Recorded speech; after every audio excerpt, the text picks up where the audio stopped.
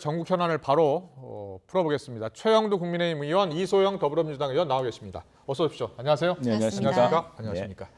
먼저 민주당 상황을 좀 여쭤보겠습니다. 이 의원님, 지금 전쟁입니다. 이렇게 보좌관이 이재명 대표에게 보냈던데 지금 전쟁 중입니까? 맞습니까?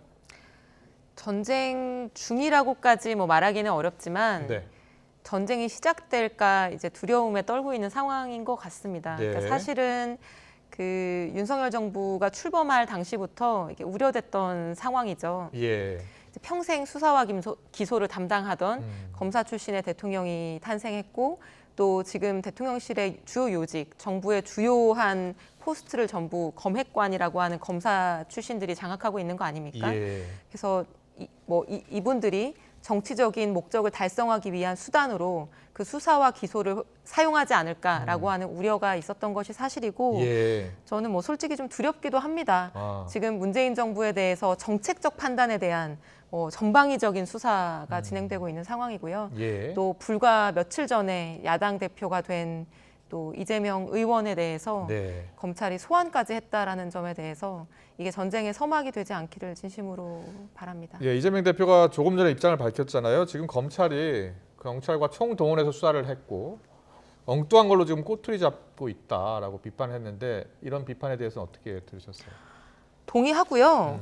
저는 이번에 지금 소환 통보가 된 사안이 어떤 굉장히 수억 원의 재산을 횡령했다거나 민생에 어떤 피해를 줬다거나 이런 사안이라면 또 충분히 이해할 수 있다고 생각하는데 선거법 위반 관련 혐의죠. 예. 정치인이 대선 후보가 상임위 회의장이나 기자들과의 어떤 그 언론 질문을 받고 거기에 답변하는 상황에서 예. 표현한 것이 어떤 내용이 생략돼 있거나 비유적이거나 평가에 해당하는 내용을 허위 사실로 해서 지금 소환을 한 거거든요. 네. 근데 이 정치적 발언들이 조금 과장됐다거나 어떤 사실이 생략됐다고 해서 허위 사실 유포로 수사를 하고 또 비유적인 표현을 썼거나 비판을 한다고 해서 예를 들면 그걸 모욕죄로 기소하고 예. 이런 것들은 저는 바람직하지 않고 오히려 정치가 정말 희화화된다고 생각을 하거든요. 네. 그래서 이런 부분에 대해서는 저는 형사사법권의 행사가 적절히 자제되어야 되는데 지금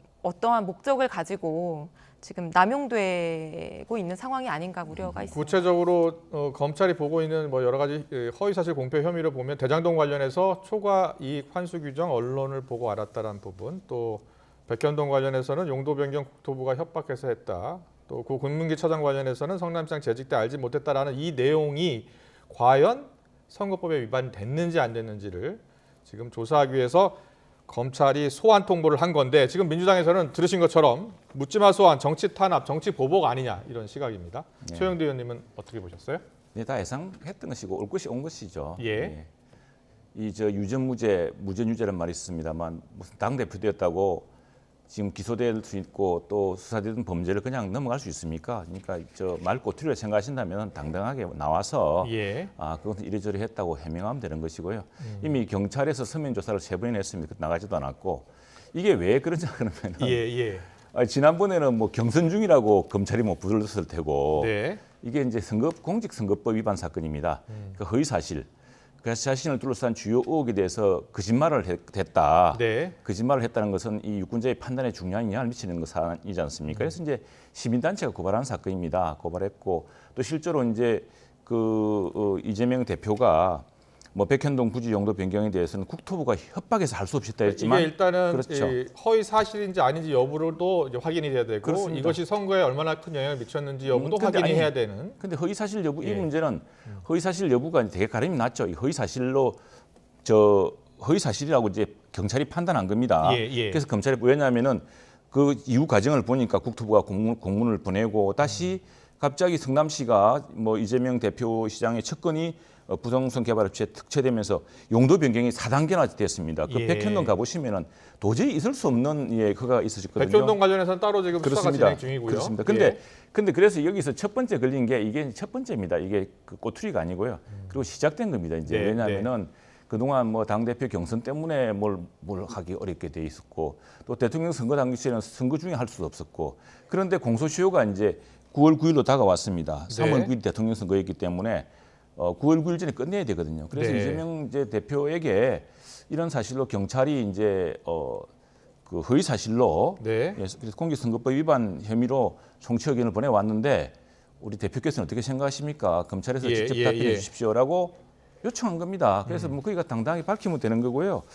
그래서 지금 이미 이 문제는 이제 빙산의 일각입니다. 이제 빙산이 떠오르기 시작한 겁니다. 시작한 네. 건데 이것 때문에 지난번 전당대회 내내 민주당 내에서 사법 리스크 걱정이 됐지 않습니까? 그래서 그리고 이제 이 이재명 대표도 이 거짓말이 얼마나 엄청난 것인지 잘 알고 있을 겁니다. 왜냐하면은 지난번 민주당 내부 경선 과정에서 그 이재명 시장이 성남시장 시절 친형을 정신병원에 강제 입원시키려 했느냐 마느냐는 그거 거짓말 여부 때문에 선거 출직으로 출마할 자격을 박탈당할 뻔했다가 권순일이라는 대법관이 등장하셔가지고 네. 그분이 이제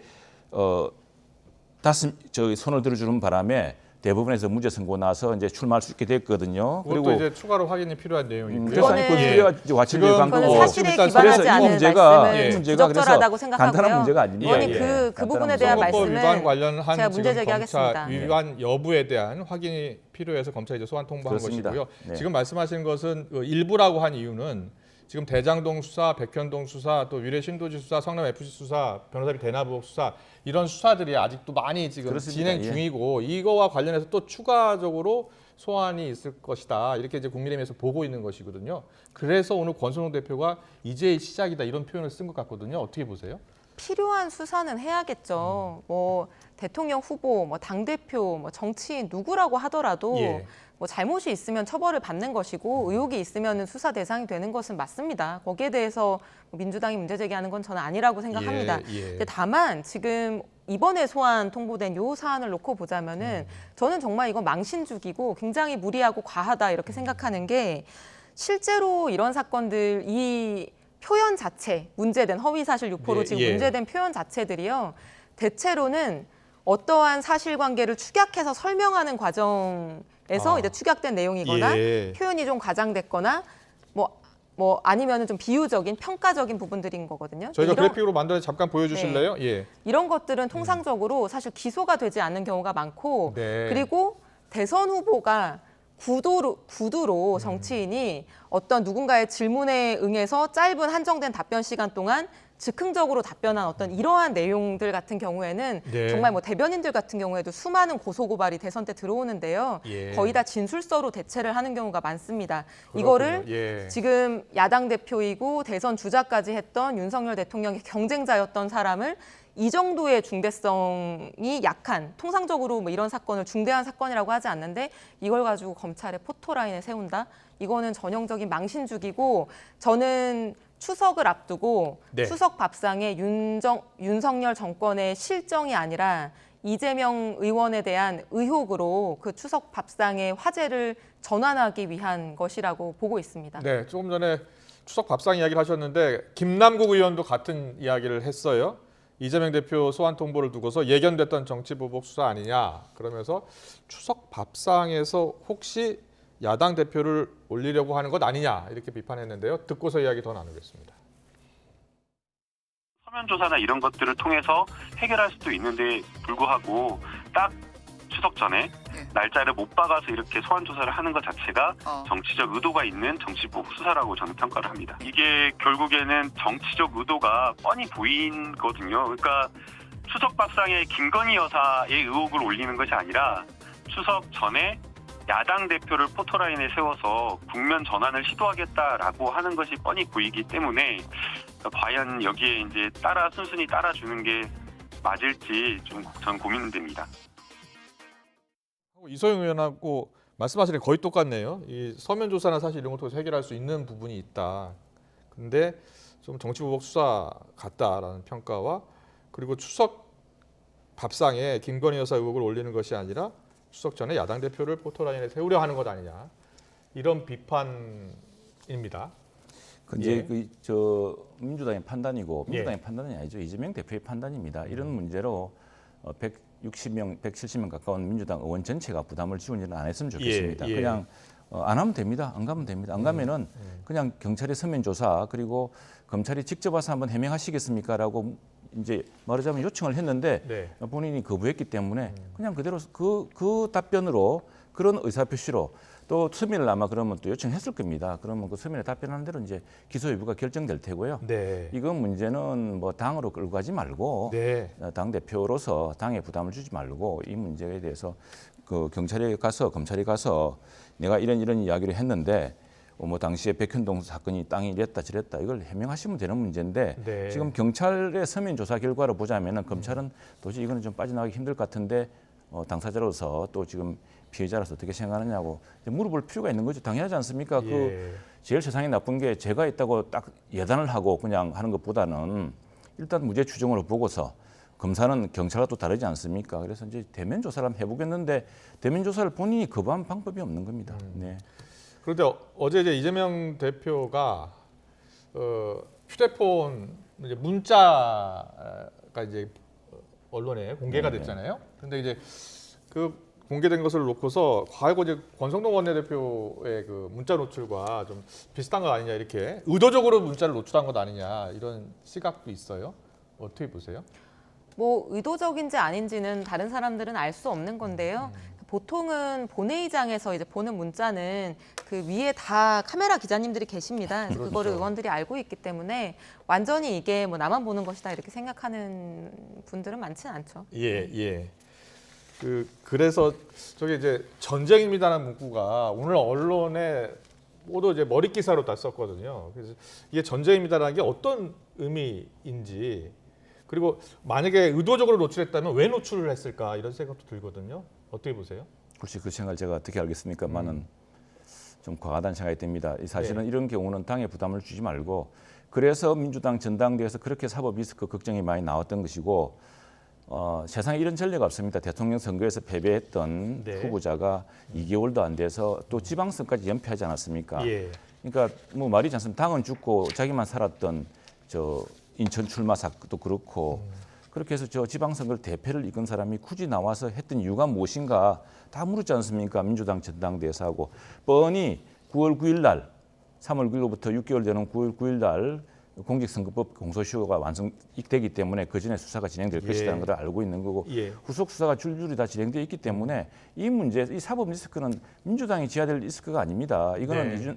이 대표가 당당하게 시시비비를 가려서 또 법정에서나 또 검찰에 가서 또 아니면 서면으로 다 밝혀서 하면 되는 것이죠. 지금 그 경찰이 세 차례나 서면 조사를 했는데 이제 검찰에 송치의견을 낸 거거든요. 그래서 예. 검찰은 이제 마지막으로 소명기를 한번 주는 겁니다. 알겠습니다. 이제 가장 궁금한 것은 이재명 대표가 과연 그 출석에 응할지 여부인데요. 혹시 민주당에서는 방침이 정해졌습니까? 저는 아직까지 정해진 바는 없다고 알고 있고요. 네. 출석할 수도 있고 안 할 수도 있다고 생각합니다. 왜냐하면 이런 어떤 선거법과 관련한 뭐 허위사실 유포나 이런 외부 고발 사건 같은 경우에는 정치인들이 보통은 진술서로 대체하는 경우가 많고 예, 예. 이 발언들 같은 경우에도 전부 국회 상임위 회의장에서 한 답변들이 대부분이지 않습니까? 그럼 영상이 다 남아 있고요. 네, 네. 그 어떤 그 발언의 상황을 소상하게 대면 조사로 해서 설명할 만큼의 그런 사안이 아니기 때문에 이제 뭐 이거 서면으로 제출할 수도 있을 거고요. 예, 예. 이재명 대표의 판단에 따라서 저는 소환에 응할 수도 있다고 생각하는데요. 통상적으로는 이걸 대면 조사하는 사안은 저는 아니라고 보고 있습니다. 이성영 의원님. 그런데 이제 당 대표 선거 기간 내내 이 대표를 따라붙었던 게 사법 리스크라는 이야기였었는데 지금 대표한 지 사흘, 나흘 만에 지금 검찰 소환 통보가 있었어요. 이것이 이제 신호탄으로 보고 있습니까? 민주당에서는? 신호탄이라고 볼 수밖에 없는 상황이죠. 예, 예. 네, 그리고 가장 작은 건을 가지고 지금 어떻게 보면 검찰 소환을 하면서 저는 민주당을 이제 자극하고 있는 것이라고 보고 있고요. 예. 그 사실 이 건건이 사안을 보면요, 정말 좀 이걸 가지고 기소를 한다는 게 저는 좀 기가 찹니다. 기소 여부가 아직 확인된 건 아니죠. 아니, 그러니까 예. 기소 여부는 확인된 게 예, 아닌데 만약에 예. 기소가 된다라고 네, 한다면 네, 이건 네. 굉장히 황당한 좀 저는 사안이라고 보는데요. 예를 들면 대장동 관련해서 초과이익 환수 규정을 뭐 사전에 그 당시에 보고를 받고 이제 빼자고 한 것인지 아니면 보고 내용 자체에 빠져 있었던 것인지 이제 그거에 대한 설명이 한번 바뀌었다는 내용 예. 아니겠습니까? 근데 이게 대장동 관련한 초과이익 결제 문서가 2015년 1월에 결제한 문서거든요. 답변은 작년 2021년에 있었습니다. 의원님 6년 전에 뭐 하셨어요? 저는 6년 전에 변호사하고 있었는데요. 그때 제가 제출한 변호인 의견서 내용에 대해서 처음부터 그 내용이 있었는지 나중에 빠진 건지 이런 거 기억하지 못합니다. 그러면 어떤 한정된 1분 안에 2분 안에 답변해야 되는 상황에서 국회의원들은 예스냐 노냐 이것만 대답하라고 윽박 지르고 있고 그 상황에서 여러 가지 기억을 조합해서 최근에 본 기사의 내용까지 주변의 사실관계로 판단해서 그렇다 아니다 얘기하게 되는 것이고 잘못된 답변이 있으면 그걸 이후에 사후에 정정하는 것도 굉장히 상식적인 부분인데 이거를 형사적으로 나서서 수사의 대상으로 삼는다? 예. 그 그것도 말씀- 대선 후보, 정치인에 대해서 이게 맞습니까? 예, 최영도 의원님 말씀 잘하셨습니다. 예. 이게 저 잘못을 했으면 빨리 번복을 했어야죠. 번복도 하지 않았습니다. 지금 제가 알기로는. 번복했습니다. 네. 다음에 이 문제가요.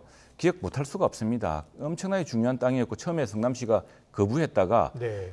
이재명 시장 측근이 그 개발해서 들어가면서 갑자기 4단계를 해줬던 사안이고 백현동 개발 예, 백현동 말씀하시는 개발입니다. 거죠? 다음에 예. 이제 김문기 성남도시개발공사 1차장에 대해서 하위 직원이라 몰랐다 그랬는데 그 열흘 동안 뭐 출장한 거다 보면 직책상 모를 수가 없는 사이였다는 이런 것 때문에 이제 하는 것인데 네. 자 근데 이 참 앞뒤 안 맞은 것이 지금 이재명 대표 측은 우리 당 의원들이 지난번에 대선 과정에서 이재명 저 아들 입학 문제에 대해서 문제 제기를 했습니다. 의혹을 제기했다가 일부 사실관계가 아니어서 즉각 사과하고 그걸 한 적이 있습니다. 예. 이제 그 경찰에 고소를 해가지고 전부 근데 무혐의 처분이 났어요. 왜냐하면 다 사과를 했고 이랬기 때문에. 근데 그걸 다시 재정신청하지 않습니까? 그거는 왜 무혐의 처분을 이게 하나요? 사실 여부는 아이고, 일단 뭐 참. 검찰 그러니까요. 수사가 지금 진행 중이고 또 법원 판단도 있어야 되고 지금 그 과정에 있습니다. 그런데 이제 민주당이 지금 강하게 반발하면서요. 당내 강경파 의원들이 제기했었던 김건희 여사 특검법 논의 좀 더 빨라지지 않을까 이런 이야기가 나오고 있거든요. 아니 저는 근데 한 가지만 말씀드리고 싶은 게 김건희 여사가 대선 과정에서 그 허위 이력 의혹이 불거졌을 때 윤석열 후보 측의 해명이 몇 번이 바뀌었습니까? 네. 4번, 5번 잘못된 해명을 하다가 결과적으로는 네. 김건희 여사가 방송 카메라 앞에 나와서 사과를 했거든요. 예. 그럼 그런 것들까지 다 처벌 대상으로 삼아야죠. 그리고 멀쩡히 뭐 일반인으로 살아가는 그 아들의 어떤 학력 문제에 대해서 근거도 없는 의혹 제기를 해서 정신적인 여러 가지 고통을 가했으면 거기에 대해서도 그럼 수사를 하는 게 맞는 것인데 예. 지금 여당의 뭐 의원들, 여당의 뭐 누구 핵심 관계자 이런 사람들 수사를 하나도 안 하면서 야당 대표가 대선 후보로서 네. 즉석 구두 답변에서 뭐 잘못 답변하거나 생략해서 답변한 내용을 가지고 하나하나 사사건건 이거를 수사의 대상으로 삼는다라고 하는 건 누가 보더라도 정치 보복이 아닙니까? 여당만 표적 수사하는 것 아니냐, 그렇지 야당만 않죠. 그렇지 이런 이야기 않죠. 하고 아니, 계시는 그 사실관계에 대해서 국민들이 판단하실 거라 생각합니다. 국민들이 판단하죠. 사실관계에 대해서 그 분명히 밝혔고 그다음에 그 김건희 여사의 건은 당사자가 직접 나와서 그 문제를 해명하고 사과도 했기 때문에 그 문제는 그 의혹을 둘러싼 것에 대해서 일단락 국민들의 판단을 구한 겁니다. 사실 예. 그것 때문에 굉장히 우리 당시에 그 윤석열 후보로도 큰 타격을 받았고요. 국민들의 네. 판단이 있었기 때문에 그랬던 사안이고 예, 예. 지금 이처럼 그 경찰이 조사를 다 해가지고 세 차례 서면 조사해서 검찰 송치를 했기 때문에 저는 그렇게 자신 있게 당당한다면은 네. 검찰에서 뭐 검찰이 그렇게 어떻게 지금 이렇게 막강한 야당 대표를 마음대로 그렇게 그 근거 없이 기소할 수 예, 있겠습니까? 알겠습니다. 지금 이재명 대표가 공식적으로 이제 어떻게 대응할지 여부는 아직 확인이 안 그렇습니다. 됐고요. 네. 네. 좀 더 지켜보겠습니다. 계속해서 국민의힘 이야기 해야겠습니다. 지금 국민의힘 같은 경우에는 지금 새로운 비대위 출범을 앞두고 있고요. 앞서 저희가 속보로 전해드렸습니다만 전국위에서 상임 전국위에서 이제 당원 개정안까지 통과가 된 거지 않습니까? 이제 전국위만 통과를 하면 이제 새로운 비대위 구성을 하게 되는데요.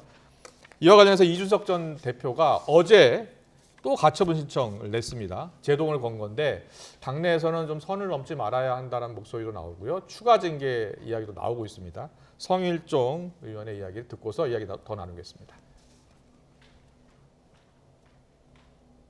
이준석 대표가 가처분 같은 경우 뭐 낼 수 있지요.